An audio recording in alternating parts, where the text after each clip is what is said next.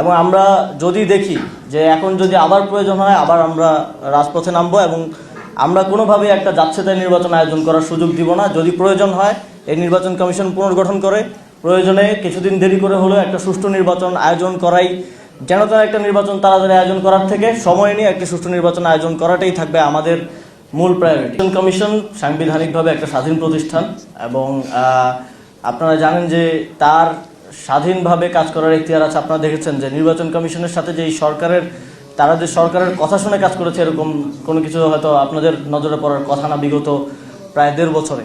আর আমি সরকারে ছিলাম, সরকারের একটা পার্ট ছিলাম আমি, কিন্তু হোল গভর্নমেন্টের সাথে নির্বাচন কমিশনের সেই কোঅর্ডিনেশনটা আমি সরকারে থাকতেও দুঃখজনকভাবে দেখি নাই। এবং এটাও একটা দুঃখজনক বিষয় যদি সামনের নির্বাচনে অন্তর্বর্তীকালীন সরকার এবং নির্বাচন কমিশনের মধ্যে একটা গুড কোঅর্ডিনেশন না থাকে তাহলে এই নির্বাচনটা কতটুকু সুষ্ঠুভাবে আয়োজন করা সম্ভব সেটা নিয়েও একটা সন্দেহ রয়েছে। আমরা আমাদের রাজনৈতিক দাবি অবশ্যই জানাতে পারি। নির্বাচন কমিশন যেমন স্বাধীন প্রতিষ্ঠান, সে যদি তার স্বাধীনতার অপব্যবহার করে, সে যদি তার এখতিয়ার বহির্ভূতভাবে গিয়ে সংবিধানের ইন্টারপ্রিটেশন দিতে চায় তাহলে অবশ্যই আমরা যৌক্তিকভাবেই আমাদের দাবি উত্থাপন করতে পারি। আমরা আগেও করেছি এবং ভবিষ্যতেও করতে কখনোই পিছ পাবো না। আমরা আমাদের আইনি লড়াই চালিয়ে যাব। আমরা কোনো দ্বৈত নাগরিক, কোনো ঋণ খেলাপিকে নির্বাচনে অংশগ্রহণ করতে দিব না। ইতিমধ্যেই আমরা কুমিল্লা 4 আসনে আপনারা দেখেছেন যে একজন 3টি ব্যাংক থেকে ঋণ খেলাপি, তার বিরুদ্ধে আমরা আইনি লড়াই চালিয়েছি শুরু থেকে এবং সেখানে আমরা বিজয়ী হয়েছি। এবং এটাও একটা উদাহরণ হিসেবে থাকবে যে কোনো ঋণ খেলাপি কিংবা দ্বৈত নাগরিক বাংলাদেশের যেই আগামী নির্বাচন হতে যাচ্ছে আইন ভঙ্গ করে কিংবা আইনের ফাঁকফোকর দিয়ে নির্বাচনে অংশগ্রহণ করতে পারবে না। এটা আমরা সকল উপায়ে আমাদের লড়াই চালিয়ে যাব, সেটা আইনি লড়াই হোক, সেটা রাজপথের লড়াই হোক, কিংবা সর্বশেষ প্রয়োজন হলে আমরা সেই আসনে তার বিরুদ্ধে প্রতিরোধ গড়ে তুলব।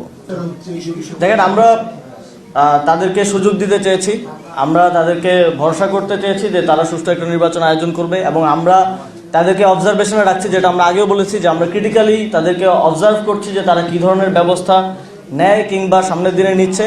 আমরা আগামীকালকে মনে করি আগামীকালকের দিনটা খুবই গুরুত্বপূর্ণ, যেহেতু আপিল শুনানির শেষ দিন আগামীকালকে তাদের অবস্থান এবং তাদের কার্যক্রম দেখে আমরা আমাদের পরবর্তী সিদ্ধান্ত গ্রহণ করব। আমরা মনে করি যে আগামীকালকে হচ্ছে রেড লাইন নির্বাচন কমিশনের জন্য। যদি তারা সেই রেড লাইনটা সুষ্ঠুভাবে অতিক্রম করতে পারে, নিরপেক্ষতা দেখিয়ে এবং আরপিও এবং সংবিধানকে মান্য করে অতিক্রম করতে পারে, তাহলে আমাদের সহযোগিতা অব্যাহত থাকবে। যদি তারা সেখানে ভুল করে এবং সেখানে পক্ষপাতিত্বের কিংবা কোনো ফাঁকফোকর দিয়ে ঋণ খেলাপি এবং দ্বৈত নাগরিকদেরকে পার করে দেওয়ার চেষ্টা করে, তাহলে আমরা এই নির্বাচন কমিশনের বিরুদ্ধে অ্যাকশনে যাব।